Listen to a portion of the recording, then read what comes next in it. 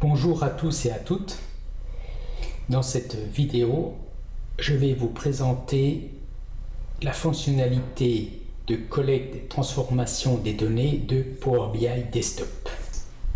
Aujourd'hui, les données sont omniprésentes. Que ce soit dans les bases de données relationnelles, issues de vos logiciels métiers, CRM, logiciel de gestion de production, logiciel de facturation, logiciel de comptabilité. Très souvent aussi issus d'exports provenant de rapports type SSRS, exports provenant là aussi de vos logiciels de comptabilité, les balances par exemple. Bien souvent aussi, lorsque les entreprises, notamment les grands comptes, ont d'énormes bases de données, pour faciliter l'accès à ces bases de données, souvent ils implantent ce qu'on appelle des requêteurs, c'est des petits logiciels qui vont faciliter la récupération des données. Et de par mon expérience, assez souvent, le résultat de ces requêteurs génère soit un fichier texte de type CSV, c'est-à-dire avec des séparateurs, point virgule, tabulation, voire un fichier Excel. Et ensuite, ces fichiers Excel qui sont générés, manuellement, avec Excel, vous allez faire tout un tas de transformations, de préparations pour les amener dans un format prêt à l'emploi pour réaliser vos analyses. Les données aujourd'hui peuvent être aussi sur le web, dans le cloud. On parle même de big data, et donc par exemple chez Microsoft dans Azure, on peut avoir d'énormes bases de données au format big data, Hadoop par exemple. Donc là aussi, ces données, il faut pouvoir les récupérer, qu'elles soient donc dans un dossier partagé sur un de vos serveurs, qu'elles soient sur votre propre PC, que ce soit un export de votre logiciel bancaire par exemple dans un format Excel, que ce soit directement à partir de Web Services pour récupérer des informations de Google Analytics, de Facebook. Voilà. Donc en synthèse, la donnée se trouve partout, local, cloud, dans des formats très différents, structurés ou non structurés, et vous avez besoin, vous, de les amener dans un format propre, structuré, prêt à l'emploi. On va voir qu'avec la fonctionnalité Power Query de Power BI Desktop, c'est-à-dire collecter, transformer et préparer les données, cela est très facile à réaliser. Dans l'exemple que je vais vous montrer, nous allons en fait nous mettre dans la peau d'un analyste qui doit intégrer des données budgétaires qui sont stockées dans différents classeurs Excel. Tous ces classeurs Excel sont stockés dans un dossier. Donc notre objectif, c'est de lire tous les classeurs Excel et pour chaque classeur Excel, de le transformer pour le mettre dans un format de données, dans un format qui nous sera utile et prêt à l'emploi pour pouvoir derrière générer des indicateurs. Chaque ligne correspond à une marque, la version, le pays concerné, la valeur du budget et le mois et l'année concernée. Et ainsi de suite, un certain nombre de lignes. Donc on voit qu'en fait on doit faire un pivot, on doit faire pivoter ou transposer notre tableau sous une forme de ligne vers une forme de colonne. Donc on va voir justement comment faire ça avec Power BI Desktop. Donc la première chose, je vais fermer mon fichier Excel.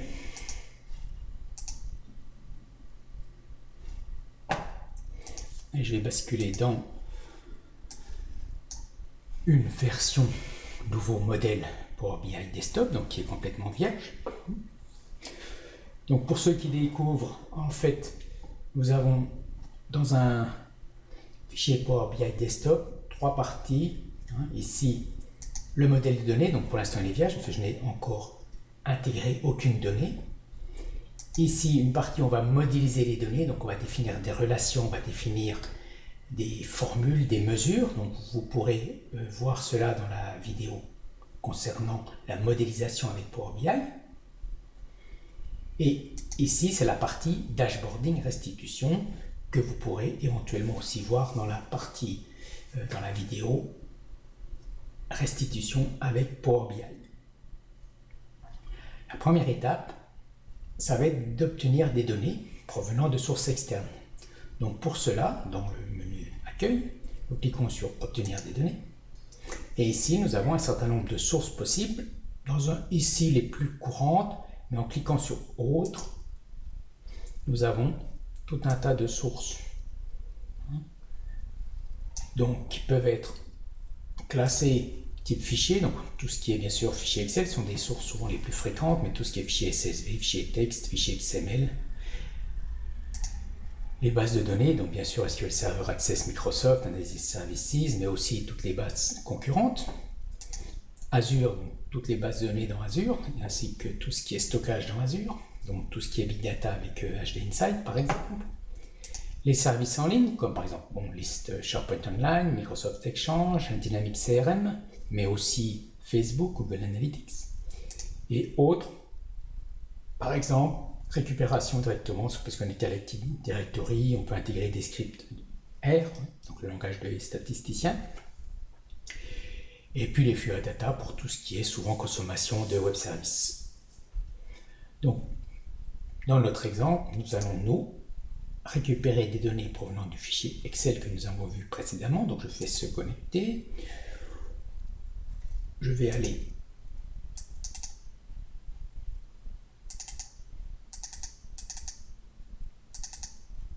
récupérer mon budget, ouvrir.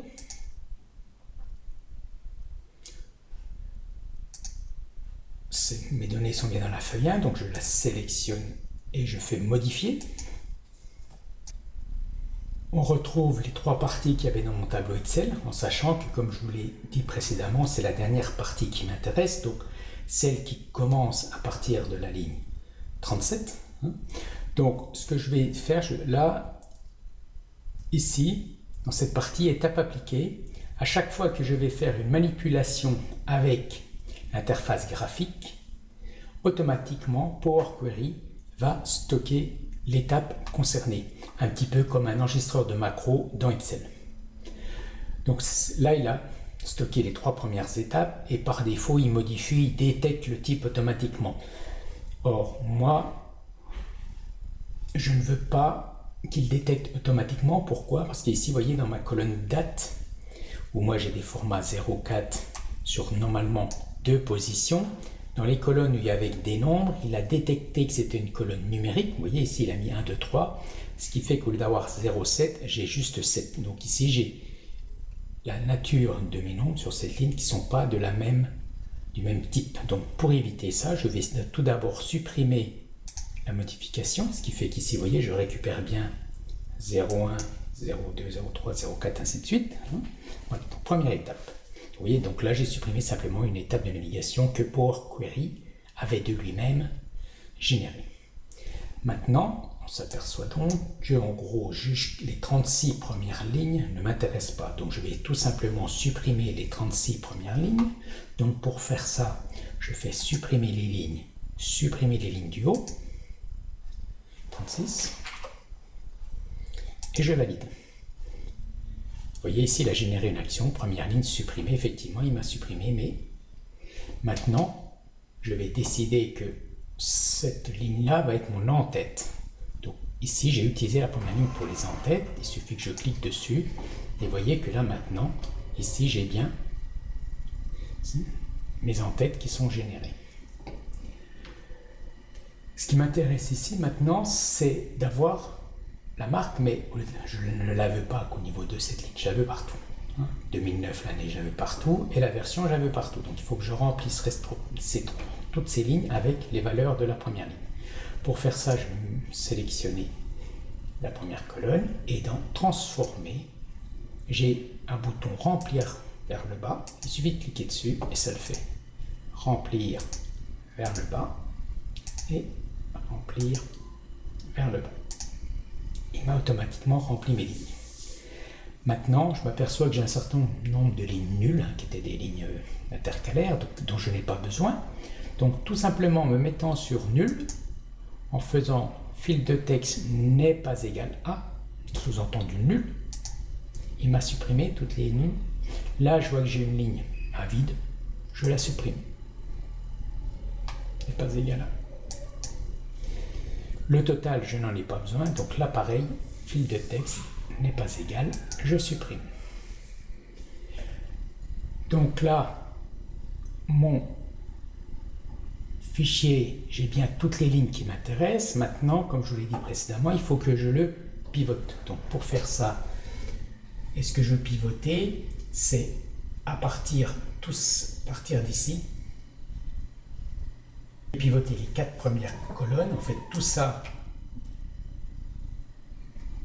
et cette partie-là doit passer en mode ligne. Donc pour faire ça, j'ai sélectionné les 4 à gauche. Et ici, je fais supprimer le tableau dynamique des autres colonnes. Et automatiquement, il m'a gardé, vous voyez, mes 4 lignes que j'avais sélectionnées. Et par contre, tout ce qui était en colonne, 0,1, 0,2, mes 12 mois, ainsi que les valeurs associées, me les a bien mis sous forme de ligne. Donc là, au niveau de mon fichier, j'ai bien la marque, ça me va. Par contre, pour pouvoir après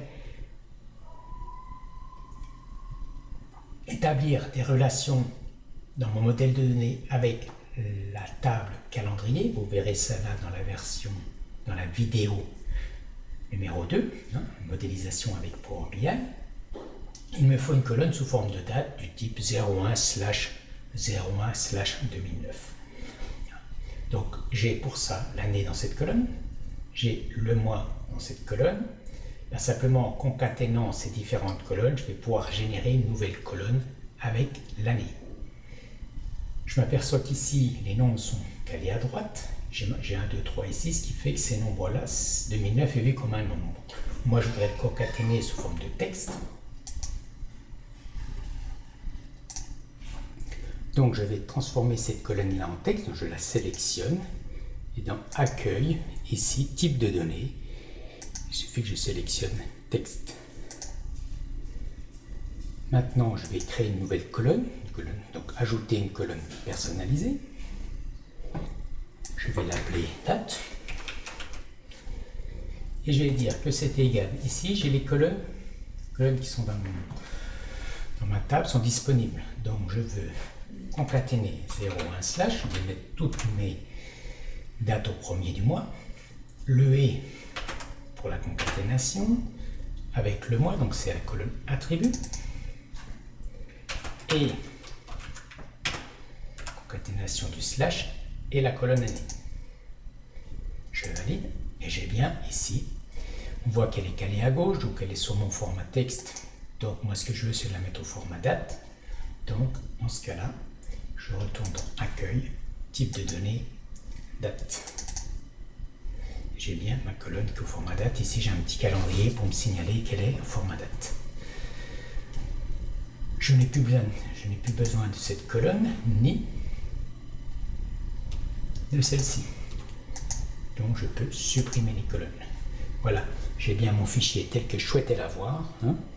Je vois que j'ai des montants à 0, donc je n'en ai pas besoin. Donc ce que je vais tout simplement, c'est n'est pas égal, pour ne garder que des lignes avec des valeurs au niveau des données budgétaires. Voilà. Donc là, j'ai mon fichier tel que je souhaite l'avoir, mais que pour le classeur Excel Alfa Romeo. Donc, pour rappel, maintenant, ce qu'il faut, c'est que je puisse créer une requête Power Query qui, en gros, balaye mon dossier et prenne en compte tous les classeurs Excel qui sont dans ce dossier, et pour chacun de ces classeurs, qu'elle applique la transformation qu'on vient de réaliser. Donc pour faire ça, on va voir principalement 2 nouvelles, on va dire, fonctionnalités de Power Query. La première, c'est comment transformer une requête en une fonction qu'on pourra appliquer à tous ces fichiers-là. La deuxième, c'est comment on peut facilement balayer un dossier et traiter chacun des éléments contenus dans ce dossier. Donc la première étape qu'on va réaliser maintenant, c'est transformer cette requête en une fonction. Pour ça, on va passer en mode, on va dire, entre guillemets, programmation. C'est-à-dire là, dans ce qu'on vient de faire, vous avez vu toutes les manipulations que j'ai réalisées. Je les ai réalisées avec l'interface graphique. Et à chaque manipulation, il a généré une étape. Si on regarde pour chacune des étapes, ici, à chaque fois, il y a une instruction associée. C'est ce qu'il enregistre. Et si je clique dans Accueil sur Éditeur avancé, ici, on retrouve l'ensemble des instructions qui ont été générées. Et on voit que, par exemple, la ligne remplie vers le bas correspond ici à remplie vers le bas. À gauche, c'est le nom de l'étape. Et à droite, c'est l'instruction proprement dit qui était générée lorsque nous, on a sélectionné le bouton correspondant. Donc, pour moi générer une fonction, je vais me mettre, j'insère 2 lignes avant ma requête, avant les instructions de ma requête. Je tablette, récup, c'est le nom de ma fonction, est égal. J'ouvre la parenthèse, je passe les paramètres, et là ce qu'on voudra faire ici, vous voyez, j'ai le nom de j'ai le chemin de mon fichier, budget Alfa Romeo. Ce que je veux, c'est que ce qu'il y a là, je puisse y passer en fait les différents classeurs contenus dans mon dossier. Donc mon paramètre, c'est le nom de mon fichier. Donc je vais l'appeler nom fichier. Et après, c'est égal supérieur, qui signifie que la suite sera vue comme une fonction. Et tout à la fin, tapez in, et vous reprenez le nom que vous avez mis là. Orthographié de la même façon, c'est-à-dire si vous avez mis une majuscule, il faut mettre la majuscule. Et il me reste une dernière étape, c'est remplacer ici le nom de mon fichier qui est en dur par mon paramètre que j'ai appelé nom fichier.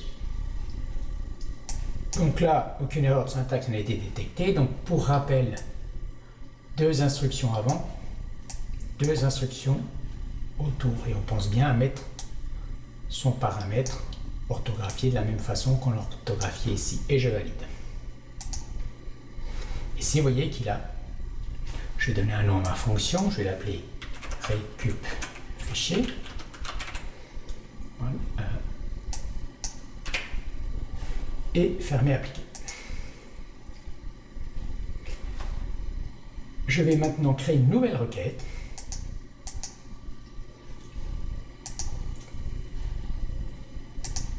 À partir d'un dossier.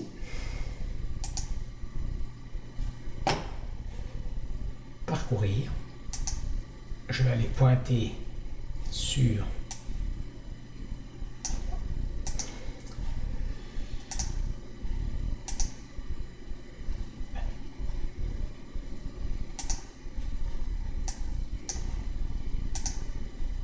mon dossier budget véhicule.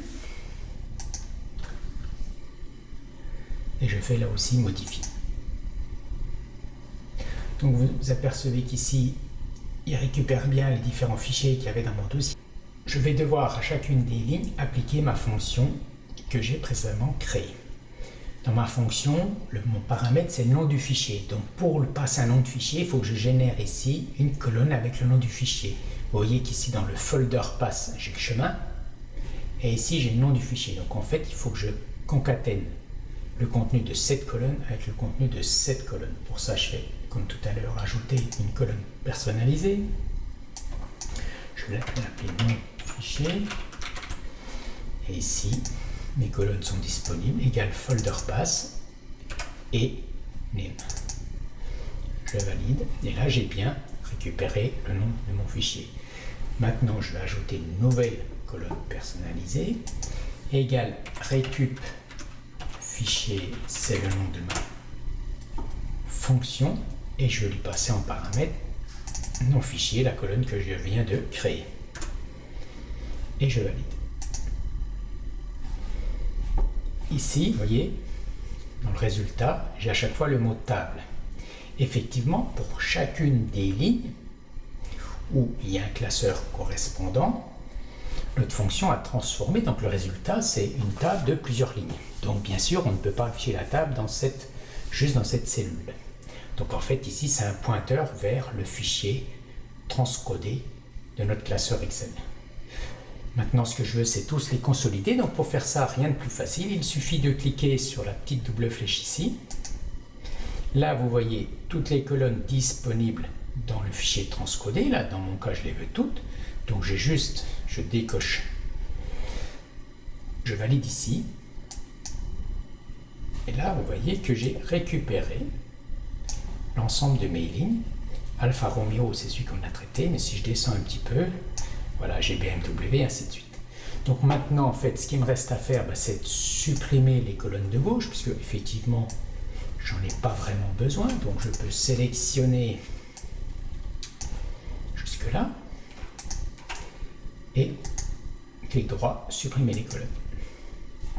J'ai bien ici mes données, je n'ai plus qu'à budget véhicule, l'espace je l'enlève, je préfère, et dans accueil, fermer et appliquer. Donc là en fait, Power Query applique le traitement à l'ensemble des fichiers contenus dans le classeur et dans le dossier. Lorsqu'on travaille dans Power Query et que nos sources sont des fichiers éventuellement avec beaucoup de données, il ne charge en mémoire qu'une petite partie des données pour pouvoir travailler. Et c'est seulement quand on fait fermer appliquer qu'il va appliquer le traitement que vous avez prévu à l'ensemble de vos données, donc éventuellement un fichier de plusieurs dizaines de millions de lignes. Si je vais ici maintenant, j'ai bien ma table, prête à l'emploi. Alors, là, ce que je m'aperçois, c'est que les dates ont l'air d'être calées à gauche. Donc, je vais peut-être aller faire un check pour montrer. Donc, je m'aperçois que j'ai des choses qui ne me plaisent pas. Vous voyez, les valeurs sont calées à gauche. Donc, moi, j'aimerais bien que ce soit vu sous forme de nombre. Quand c'est calé à gauche, c'est certainement stocké peut-être sous forme de texte. Donc, pour faire ça, il suffit de cliquer sur modifier les requêtes, de sélectionner la requête, et là, je vais forcer, en fait, vous voyez ici, n'importe lequel, le type de données, c'est-à-dire que souvent, par défaut, il ne sait pas quel type associé, donc je vais le former en texte. Donc ça, c'est souvent la dernière étape à faire, c'est vous assurer que ici, ne jamais laisser n'importe lequel. Il faut vraiment, à la fin, typer votre fichier. Donc là, c'est texte, là, c'est du décimal,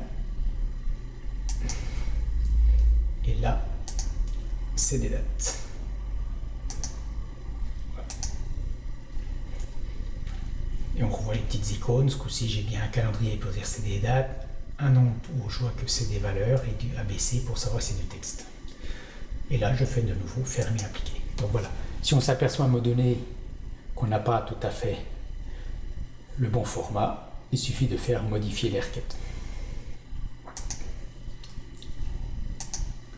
Et ici, je peux par contre choisir, c'est le type d'affichage, donc bien différencier le type de données et le format d'affichage. Ici, ça ne va pas changer, ce sera toujours un format date, mais je peux décider de le visualiser sous cette forme-là.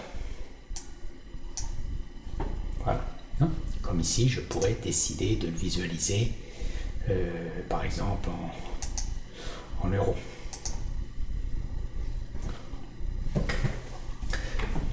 Donc voilà pour la présentation de Power Query, un petit exemple, où je peux très facilement récupérer des données non structurées provenant d'un classeur Excel. J'applique un certain nombre de traitements, ajout de colonnes, modification du contenu, ajout de contenu. Et ensuite, ce travail, je peux le transformer en fonction pour l'appliquer à un ensemble de fichiers. Ce qu'on a fait ici. Donc là, j'ai terminé. Donc bien sûr, on peut me dire, bah oui, mais il y a quand même du travail à faire. Dans Excel, j'aurais éventuellement peut-être le même type de travail à faire et je pourrais peut-être arriver au même résultat. Alors, on pourrait dire oui. Effectivement, il y a quand même un petit peu de travail à faire. Mais la grande différence avec Excel, c'est que sous Excel, quand vous voulez faire ce type de traitement, ce sont souvent des manipulations manuelles. Vous insérez une colonne, vous créez une formule. Et lorsque on vous envoie les budgets de nouvelles versions, ou si quelqu'un vous dit, bah tiens, j'ai mon premier fichier que je t'ai envoyé, il était faux, je t'envoie une nouvelle version. Avec Excel, il faut, la plupart du temps, recommencer complètement le processus. C'est-à-dire que tous les mois, quand je fais mes traitements, tous les mois, je refais tout le travail à la main. Là, l'intérêt de Power Query, c'est que quand j'ai fait ce travail-là, et on va le voir, supposons que je m'aperçoive que mon responsable Alfa Romeo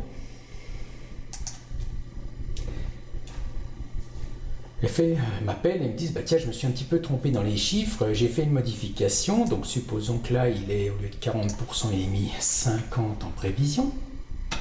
Donc vous avez vu qu'ici, les nombres ont changé. Voilà, donc ici, j'ai 18 300. Donc juste pour repérer qu'en janvier, pour l'Allemagne, j'ai 18 300 comme nouvelle valeur. Ben, il suffit que je réenregistre ce fichier. Voilà. Donc il suffit que je fasse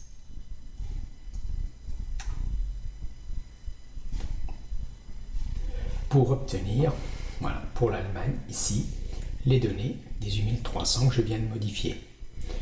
Donc là, j'ai qu'une table de traité, Imaginez une dizaine de requêtes qui vont chercher des données dans différents fichiers Excel, dans différentes tables SQL, qui font intervenir des données issues de web services. Vos données changent. La seule chose que vous avez à faire pour mettre à jour vos données, c'est de cliquer sur Actualiser. Et bien évidemment, comme cliquer sur Actualiser, si on n'a plus que ça à faire tous les matins, finalement on se dit bon, c'est quand même embêtant de penser à ça. Et ce clic sur Actualiser peut être planifié pour que automatiquement, par exemple, toutes les nuits, votre modèle de données Power BI Desktop soit automatiquement actualisé. Pour cela, il faut auparavant le publier sur la plateforme powerbi.com et et cette fonctionnalité vous est présentée dans la vidéo numéro 4. Partager et publier ces rapports et dashboards avec powerbi.com.